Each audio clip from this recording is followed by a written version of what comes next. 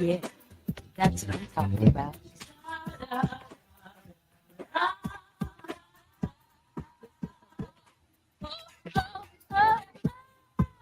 Yeah, yeah, yeah, yeah, yeah, yeah, yeah, yeah, yeah.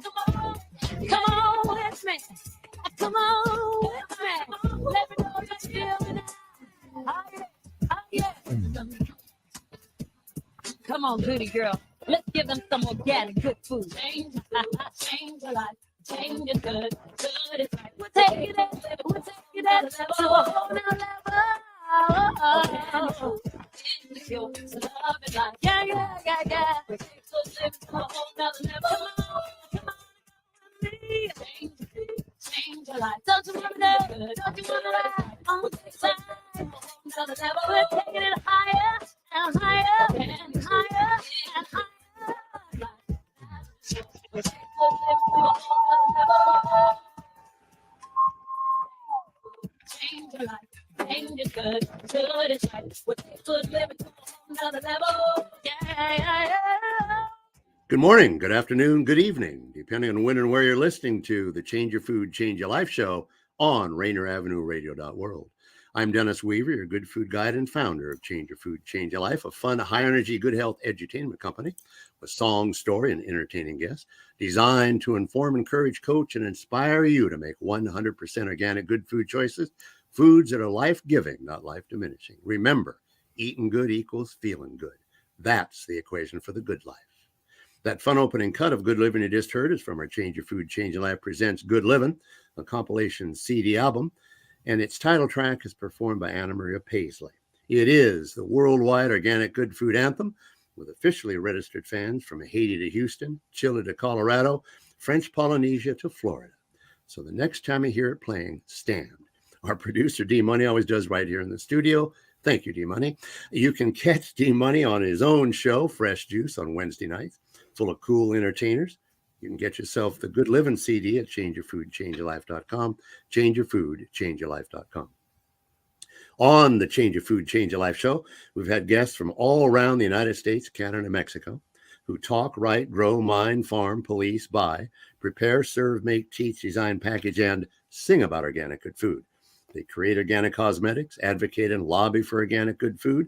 They read to children about organic good food. They talk about the good health of organic good food. They use organic good food as therapy.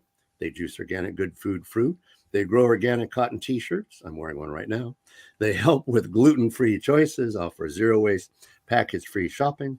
They lift spirits with organic floral essences and handcraft an organic sofa so soft you'll go, ah. Uncle Matt himself of Uncle Matt's Organic Juices, the Mistress of Mushrooms, Miss V, the Healthy Human, the Rev, the Queen of Dairyland, Miss Healthy Way, the Salt Miner, the Hamster, the Professor of Pickling, the Upcycler, Miss Bear Life, and Sweet Bako Sweet, to name just a few of the previous guests on the Change Your Food, Change Your Life show, all working hard to make that healthful difference in your life. I've told you the story of Mary and Tanya, when a bean is not a bean, and I proved it costs less to live the organic good for life than not. And if that's not enough for you, we've had the Change Your Food, Change Your Life show musical. You're listening to Dennis Weaver, good food guide and host of the Change Your Food, Change Your Life show on Rainier Avenue Radio.world. Our guest today was on the Change Your Food, Change Your Life show a couple of years ago, talking about her first 3 children's books, Sylvia's Spinach, Zora Zucchini, and Bees, all of which have been big hits with parents, teachers, and most importantly, with children. Sylvia's Spinach and Zora Zucchini have been translated into Spanish, are in audio and also in paperback, with over 100,000 copies of Sylvia's Spinach in circulation. On a recent New Jersey PBS special broadcast to help teach the 3rd graders at Forest Hill Elementary School why it is so important to eat your vegetables, the 2-time Emmy-nominated television host said, first up, a reading of Sylvia's Spinach. So now, calling in from her studio in Whidbey Island, Washington, with 3 new books, my organic good food friend, the award-winning children's book author herself, here's Katherine Pryor. Hello, it's so great to be here. Same. Glad having you. Welcome, Katherine, to the Change Your Food, Change Your Life show on Rainier Avenue Radio.world. Thanks, Dennis. Why I say award-winning. Katherine won the 2016 Growing Good Kids Award. Her books have received recognition from the Whole Kids Foundation Book Club, Ag in the Classroom, as well as excellent reviews in the School Library Journal, Publishers Weekly, and Shelf Awareness. Katherine also received from food and garden organizations like the internationally recognized Food Tank, Food Literacy Center, Junior Masters Gardeners, and the American Horticultural Society. Congrats, Katherine, on your trophy case. Thank you. Can I just call you for a pep talk whenever I need one? Anytime. Anytime. I love talking about you. What do you attribute the success of your books to? Well, I feel really lucky that people have started to trust me with the messages they share with kids. I've been writing children's books for over 10 years now, if you can believe it. And I think parents, librarians, and teachers have really started to trust that they can pick up one of my books and trust that both the messages I share and the way I share them are going to work for their needs. I take pride in really researching and thinking about the subjects that I write about, and then share that information in a kid-friendly way. Does everyone in the audience know there is a National Spinach Day? Yes, there is such a day. And to celebrate this favorite day, Michigan State University Extension Plant Science at the Dinner Table featured Sylvia spinach. Okay, now on to your 3 new books, Hello Garden, Spring is for Strawberries, and Home is Calling. Who were you, Katherine, before becoming an award-winning children's book author? Well, I spent my 20s trying to become a novelist, and I worked a ton of odd jobs while writing multiple novels that I wasn't able to get published. So when I finally got tired of waiting tables and bartending, I applied to graduate school in Seattle to study sustainable food and farming. And I ended up finding work that I loved with some amazing organizations, but I felt like something was missing. And I realized that something was writing. So I started waking up about an hour before I needed to every morning and just wrote for fun with no agenda. And I realized that I had always written with an agenda, that need to be published, that need to convey something. And I wasn't writing for the fun of writing. And so when I found the fun, I found my voice. Out of all the topics you've touched in your life, why children's books? I started writing children's books because it was what I had space in my life for initially. Writing a novel is a huge undertaking, and I was working full time. But picture books are different. You can tinker with them and change a sentence or two at a time. And once I saw the kids and the parents' reaction to them, I was hooked. Kids seemed to like the stories that I had to tell, and parents seemed grateful to have someone making vegetables and healthy food fun. Well, I've been at all 6 of your book release parties, and yes, what you say about the children's reactions, the smiles, the yippies, the wows, are exactly as you said. You've entertained a lot of children. I try. Tell that fun little story of how you knew you always wanted to be a writer. Oh, I think I know what you're talking about. So when I was in 2nd grade, my teacher, Miss Lamb, thank you, Miss Lamb, thank you, all teachers, put on some classical music, turned off the lights, and asked us to put our heads on our desks and see where our imaginations could take us. And when she turned the lights back on, she asked us to write down what we'd seen. And I had just been on an amazing adventure in my mind and felt myself scrambling to get it all on the page. I've been chasing that same feeling ever since, and I never stopped loving writing. From the 2nd grade on, history has been made. By way of introduction, Hello Garden. A garden journey to engage the senses, ideal for the youngest readers, says Publishers Weekly. Hello Garden received a gold medal in the Benjamin Franklin Awards in the children's book category. Here we are with the awards again. You described Hello Garden as a board book. That is what and designed for whom? Board books have pages that are made of like a thick cardboard. They are designed to withstand the chewiest, drooliest toddlers. They're typically quite short, under 100 words, and designed to introduce young kids to concepts, but also to an early love of books. And I'd had an idea for a garden book for younger kids, but I didn't know how to do it. Then when my twins were young, we read board book after board book, and suddenly I could see how other authors were reaching these earliest readers. So I wrote it in short, sparse, rhyming verse, which was a stretch for me, but I noticed that my kids were really drawn to that style. And then the illustrator, Rose Soini, based the family's home on her farm out on Washington's Olympic Peninsula. So it's just a really idyllic space. And I think people get right at home there. And I've had several friends tell me that Hello Garden has become their kids' favorite bedtime book, which is just about the highest praise a children's author can get. And because of the structure of the book, it can be kid handled to live another day. Exactly. You're listening to Katherine Pryor, award-winning children's book author of 6 popular books. This is the Change Your Food, Change Your Life show on Rainier Avenue Radio.world. Spring is for Strawberries, a lyrical picture book, has been described as a delightful blend of friendship, fresh food, melodious language, and luscious illustrations. And one more.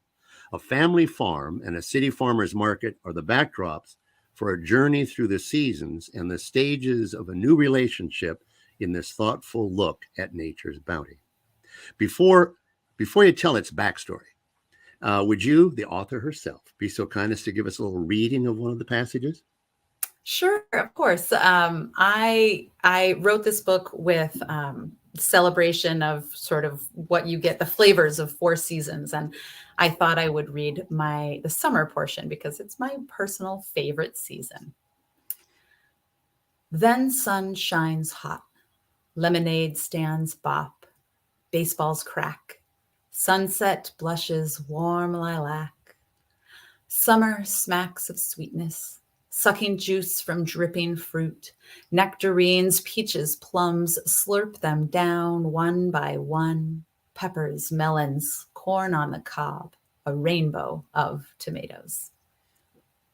I can see why they're all hits. So now, what brought you to write Spring is for Strawberries? Spring is for Strawberries was inspired by conversations I had with kids when I was doing author visits at schools or farmers markets and with my own kids at home. Over the years, so many kids have asked me why the food they see in their school gardens or at the farmers market was different from the food they saw in the grocery store. And I realized that we don't do enough to talk to kids about produce seasonality. If we want kids to eat more fresh fruits and vegetables, we should be talking to them about how to eat food in peak season, both because it's when it tastes the best, but also because it's the most affordable.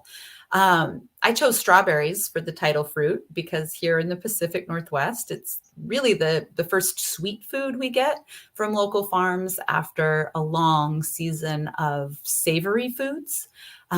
Strawberries are really a signifier that the seasons are changing and that we're entering a robust and delicious growing season. And I wanted to tell this story because I've been having these conversations with kids at farmers markets. I wanted to tell it from the perspective of kids shopping at a city farmers market. But my editor wanted the book to take place on a farm. And it was the book's illustrator, Paulina Gortman, who figured out how to bridge the two worlds by using the illustrations to tell a friendship story between a girl from a farm and a girl who shops at the farmer's market. The friends experience all the seasons of the year through the foods they see in the market and on the farm. And so she did with the art what it just took the book to a level I couldn't even dare dream. And all of that in just one book. Home is Calling. The Journey of the Monarch Butterfly. Let me quote a review. Swirling, twirling, orange and black butterflies fill the pages of this informative yet lyrical book, a good springboard for further research into monarch migration. At your Home is Calling book launch party, my dear Sue was taken with your story as to the why of the book. Please, for our audience, that story. So Home is Calling was a true labor of love and not a book I expected to write. When Ellie Peterson and I were wrapping up production on Bees, the designer reached out to us and asked if we'd ever considered doing a book on butterfly gardens. And she shared some resources from an organization that works to create monarch way stations in schools. We don't have a lot of monarchs where I live, so I just started researching them. It turns out, so Eastern migratory monarchs can travel all the way from the Great Lakes region down to their winter habitat in central Mexico in one generation, which is amazing. I mean, this is this tiny creature, smaller than a dollar bill with a brain the size of a poppy seed that somehow does this year after year after year. But the thing that really struck me was the expressions on the kids' faces and all these photos when they saw those migrating monarchs. It didn't matter what country they were in, Canada, the US, Mexico, the kids all had the same expression of wonder and delight on their faces. So I knew there was a story there, but I didn't know how to tell it. This was in the fall of 2018, when another sort of migratory phenomenon was happening. People had started walking north from their homes in Central America, trying to reach the northern Mexico border to ask for asylum in the United States in what the media would come to call the migrant caravan. And like so many people around the world, I was glued to these images of people walking in incredibly difficult conditions toward the hope that a better life was ahead of them. And then there was one image that fundamentally changed me. There was a famous photograph of a mother with young twins in diapers running from tear gas once they'd reached the US border. I myself had twins in diapers at that time. And just before seeing that photograph in the news, I had been complaining to someone about how hard it was to take them to the grocery store, from my easy, privileged life in Seattle. Meanwhile, this woman had walked with her twins and her other kids all the way from Honduras. I felt absolutely sick and absolutely helpless. I desperately wanted to do something, but I didn't know what. I don't speak Spanish, I'm not a lawyer, and I couldn't leave my own kids to travel to the border to help. So then I started thinking about those kids, all those kids, and wondering what sort of books they might need when they eventually made it. And I realized that those kids might relate to the story of another tiny creature who survives an incredible journey against all odds. So I wrote Home is Calling for them and for every kid who has ever struggled to find a place to call home. So now, if you'd please treat us with a little reading from your book, Home is Calling, The Journey of the Monarch Butterfly. Of course. This passage is about 2/3 of the way through the book when the monarchs have just survived a storm. When the sun shines once more, we stretch our wings and soar. Home is calling. We fly along rivers, over mountains, and around cities. We rest in trees, gardens, and roadside ditches. Cool fall air chases us south. Have we chosen the wrong path? We've never been to our new home. How will we know when we've found it? This is the Change Your Food, Change Your Life show on Rainier Avenue Radio World. And you're listening to your now favorite children's book author, Katherine Pryor, calling in from her studio on Whidbey Island, Washington. I had previously bought all 5 of Katherine's books for a friend of ours, Des, to read to her little daughter, Mindy. Mindy is now 2 and got to meet Katherine at her Home is Calling book launch party. Mindy, along with her whole family surrounding her, got to watch Katherine personally autograph her book. Then the illustrator, Ellie Peterson, bringing those beautiful monarch butterflies to life on every page, autographed it too. I'm pretty sure, Catherine, that Mindy will invite all the neighborhood kids over to watch her in her video. So, Catherine, do you think Mindy's family had a memorable moment? Well, it was memorable for me. It's so special to get to be part of a family's lives in this small way. And it was really special to meet someone I'd been hearing about since the day she was born. Catherine always has such fun matching the theme of her books, from pulling around a wagon full of spinach for Sylvia spinach, to tugging around an enormous zucchini to promote her Zora zucchini, honey for bees, a small shovel for Hello Garden, a strawberry printed dress for her story time with Spring is for Strawberries too. Yes, you might have guessed it by now, a Monarch printed dress for homeschooling. Gotta love her. How about a couple of fun comments back to you from a reader or their parents? I think my favorite comments are when parents tell me that their kids got curious about something that I've written about. Maybe they wanted to try a new food or plant a pollinator garden, but the key is that that book opened them up to seeing something in a new way, or maybe even for the very first time. Someone in our audience might have a dream of their own. You did, and walked away from a perfectly good job to follow it and bring it to life. What good advice do you have to share with that other someone? If there is a voice inside nudging you to do something, don't ignore it. It's there for a reason. And the only person who can find out why is you. On that note, I always advise people to have both a dream and a plan. So I waited to quit my job and pursue writing and consulting full time until I had saved enough money to pay my rent for a year, because I knew it would take time to build up my business. So don't be afraid to take that leap of faith, but make sure your safety net is in place before you jump. We've just been given a sign by our producer that we're almost out of time. So at the last remaining moments, you had mentioned to me over the phone when we talked that you might have some breaking news with regards to Hello Garden. I do. Yes, I am excited to say that my publisher has decided to turn Hello Garden into a multi-book series, and that the second board book in the series, Hello Rain, will be out in 2024. Congratulations to you. Thank you. Well, thank you so much, Catherine, for the show today, and for your commitment to inspire children and their parents to be mindful of their relationship with good food and the live environment surrounding it. Thank you for such a lovely conversation and for everything you do. Thank you for your stories.